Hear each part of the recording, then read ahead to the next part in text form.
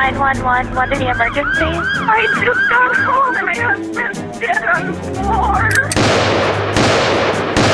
What did you feel was the cause of death? I thought it was possible that this was a natural death.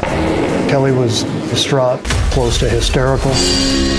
Also at the scene was Randy's sister, Carol. There's no evidence anybody kicked the door. I'm not finding that either. Carol was jealous of Randy. He was always the superstar. We interviewed someone who ultimately confessed, shot Randy in the head and in the chest, killing him instantly. What finally implicated them? Interspersed within their messages were discussions about killing Randy. And she was looking at $800,000 if Randy would just die.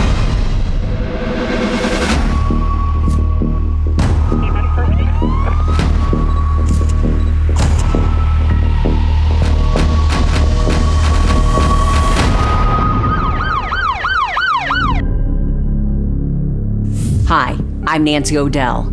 Today's crime expose brings us to Greeley, Colorado. A wife was stunned to find her husband dead on the floor in the entryway of their house. As investigators looked closer at what appeared to be a natural death, details emerged that suggested Randy Baker had been murdered. Finding out who wanted him dead was further complicated by his work as an addiction counselor. It was a case involving drugs, family, and money that seemed to implicate more than one person. Police had to sort through it all to find the killer, and in the end, they couldn't believe who it was. It was the morning of August 16th. As the sun rose over the dog days of summer, a frantic wife called Weld County 911.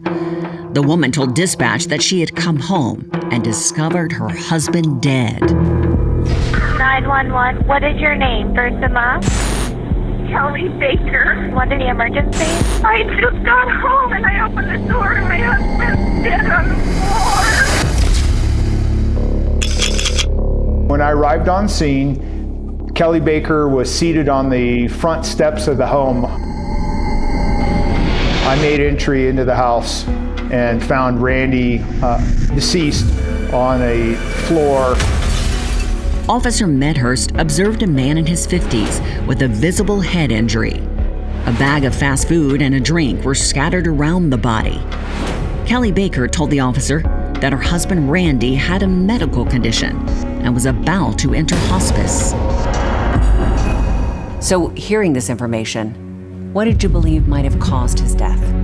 With Kelly's information that she provided me, I thought it was possible that this was a natural death. At first glance, it didn't appear that anything had been taken from the home. But a closer look revealed that Randy Baker's car was missing. Randy had a Pontiac sedan that's normally parked in the garage, but his car was not there. Also, Randy's wallet and the keys for the car were missing. I noticed that the back door to the backyard was open. The scene of a death, emotional and fluid, suddenly shifted in another direction. I thought that was a possibility that Randy had come home and interrupted a burglary at his house and that they had stolen his car and wallet. While other investigators helped process the evidence, members of the grieving family began to arrive. I ran to Kelly and I'm crying. So she told us what she thinks happened as he came home from work, either had a heart attack or something and tripped and hit his head. It was an emotional scene as the family processed the shock of Randy's death.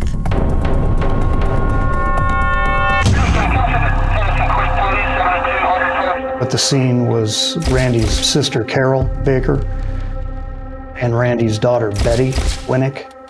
And so officers would speak with each of those individuals.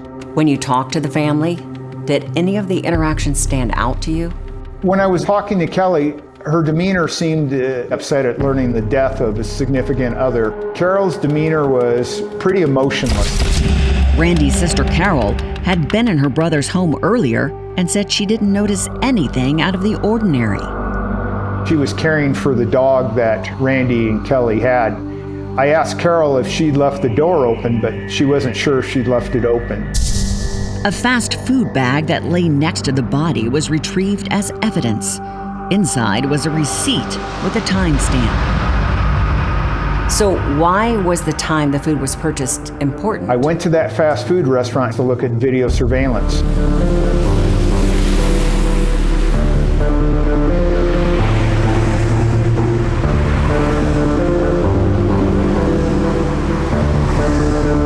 I found Randy in his Pontiac sedan going through the drive-thru with his vehicle.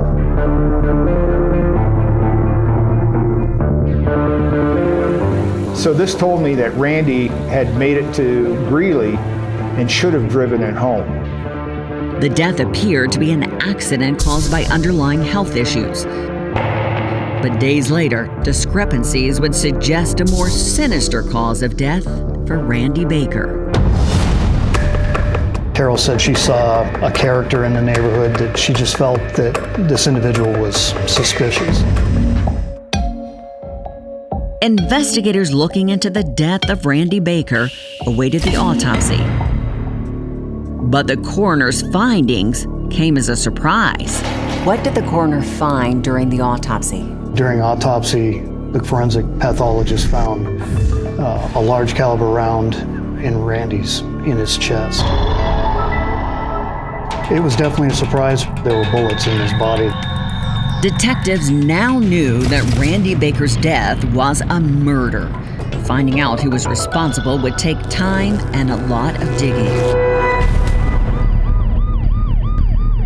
Armed with a search warrant, the following day, investigators returned to the Baker home to further document the scene.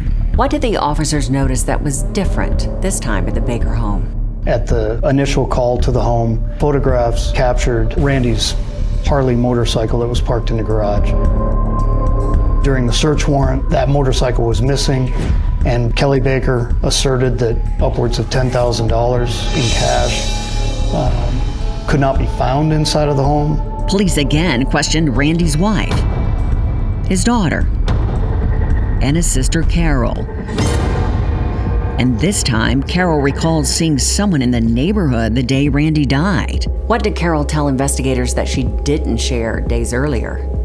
Carol said she showed up at the home roughly an hour before Randy arrived. She saw a character in the neighborhood that she just felt that this individual was suspicious.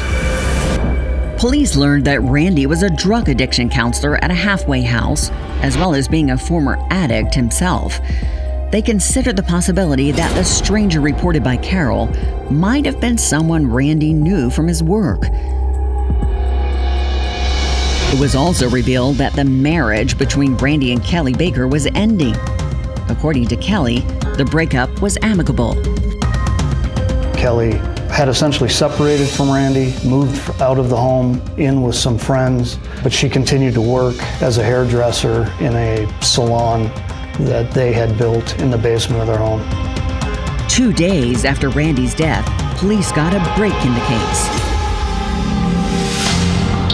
Randy's car was recovered. How did they recover Randy's car? The license plates have been removed. It appeared as if someone had washed down the car haphazardly, more like using a bucket with a rag is what it appeared in the dust. The key fob was found on the floorboard of the vehicle, but otherwise there turned out to be absolutely no other evidence with the car. There was no latent prints. The discovery suggested there was a deeper mystery beyond a stolen car. Investigators interviewed their street contacts, looking for information that could lead to the killer. Through a collection of bottom feeders, we interviewed someone who ultimately confessed that they had come into possession of the vehicle from someone by the name of Mark Raisley.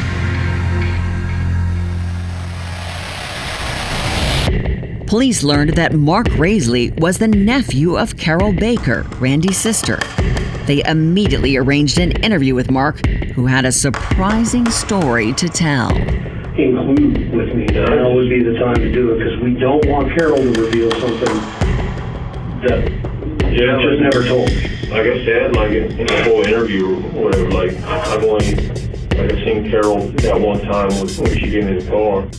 His aunt, Carol, had called him and asked him to come pick up the car, and that her son, Kelly Raisley, had left the car at her home and she wanted Mark to get rid of it.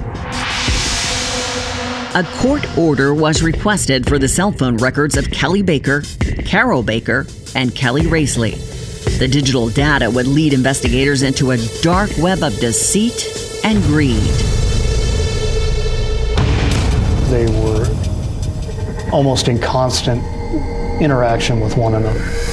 Something like 5,400 text messages. Within days of Randy Baker's murder, police had evidence that implicated the people closest to him. Cell phone records connected Carol Baker's family with the victim's stolen car. Mark is a nephew to Carol Baker, which of course, given the data that was extracted from the phones and this lead, Carol's nephew handed off a dead man's car after he had been murdered. The investigation began to turn towards Carol.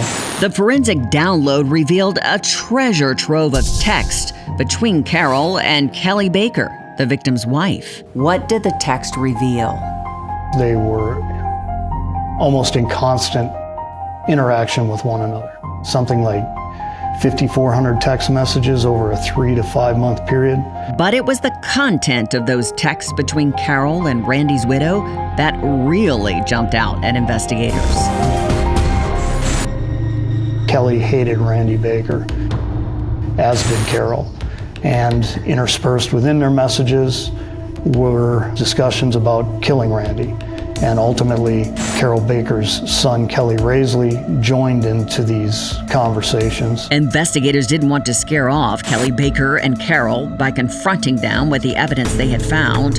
However, Kelly Raisley, Carol's son, was interviewed, and he admitted his involvement in the murder of his uncle, Randy Baker. Any conversations at all about the plan? I was approached through my mom, but it was, I said, well,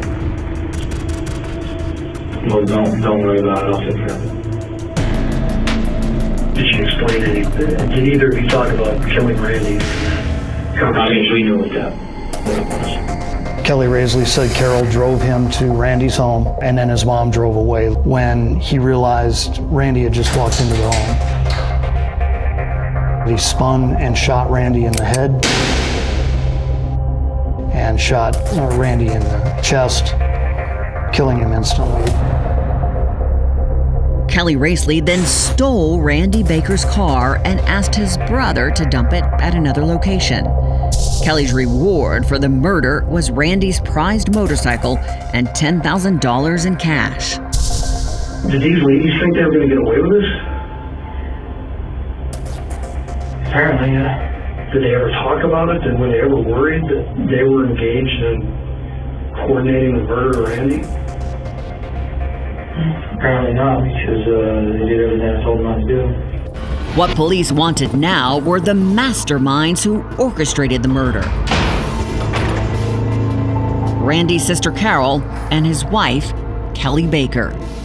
How did the arrests of Kelly and Carol play out? The judge issued arrest warrants commanding the arrest of Kelly and Carol Baker for the first-degree murder of Randy Baker. From there, I orchestrated follow-up interviews with Kelly and Carol. When presented with her incriminating text to Kelly Baker and text that showed her soliciting her son to kill her brother, Carol quickly folded. What was Carol's reaction to all the evidence you had? She was clearly shocked, and Carol Baker would confess to helping Kelly Raisley and Kelly Baker in the planning and the commission of the murder of Randy Baker. So you guys had a pretty good conversation about killing Randy. You were telling her not to, but she's saying, I'm going to do it. Who was with Kelly in the house when he murdered Randy? Nobody was there. Just Kelly. Had to be just Kelly. Kelly randomly shows up at your house with the car. You know the plan was to murder Randy. You knew that's Randy's car. So you knew Randy had just been murdered by Kelly. Is that true? I didn't know for sure, but I suspected. What has Kelly Baker told you since the murder? Is she worried that you're going to tell us the truth? I don't know, we don't talk about it. I guess my questions now are kind of, what role did you play in Randy's murder? I didn't play a role. Kelly Baker was next to be interviewed at the Greeley Police Headquarters. When she arrived at the police department, I had Carol sitting in a room to confuse Kelly into believing that Carol had snitched her out. I think I need an attorney. You do? Okay. Well, you're under arrest for first-degree murder and conspiracy to first-degree murder. You're going to be processed, transported to the Weld County Jail, booked in. You have a no-bond warrant. She asked for an attorney, saying she had nothing to do with Randy's death, but I knew otherwise. She was looking at something in the realm of about $800,000 if Randy would just die. Kelly Baker, Carol Baker, and Kelly Raisley were tried and convicted for the murder of Randy Baker. And as it turns out, this wasn't the first time they tried to kill him. They had been slipping extra heart medication in his breakfast smoothies to lower his blood pressure, hoping he would get killed in a car accident. But he never did. Carol pled guilty to second-degree murder and was sentenced to 30 years. Randy's wife, Kelly Baker, and his nephew, Kelly Raisley, received life without parole for first-degree murder. A life insurance policy of $800,000 was the impetus for Kelly Baker to have her husband killed. None of the three convicted have expressed remorse for the murder of Randy Baker. And now, it's time for today's Safety Spotlight. Randy Baker's tragic story underscores the critical importance of personal safety and security, especially during vulnerable times such as a divorce. Navigating a divorce is a journey that requires not only emotional resilience, but practical foresight. Unfortunately, divorce can sometimes turn violent, putting personal safety at immediate risk. In these situations, knowing how to protect yourself is not just important, it's essential. If you or someone you know is navigating a contentious divorce, remember there are resources available to ensure your safety. From protective orders to emergency shelters and legal aid, these tools can provide critical protection during a turbulent time. Understand your rights, familiarize yourself with the financial aspects of divorce, and always know that a lawyer can help you navigate these issues and advise how to keep you and your family safe. Safety planning is key. This includes having a safe place to go, a way to contact help, and a plan for what to do in emergencies. Don't hesitate to reach out for support and use the resources designed to keep you safe. Like so many murders involving a husband and wife, money is often the siren. And more often than not, their own arrogance convicts them as much as their greed. I'm Nancy O'Dell. For all of us here at Crime Exposé, please join us next time and stay safe.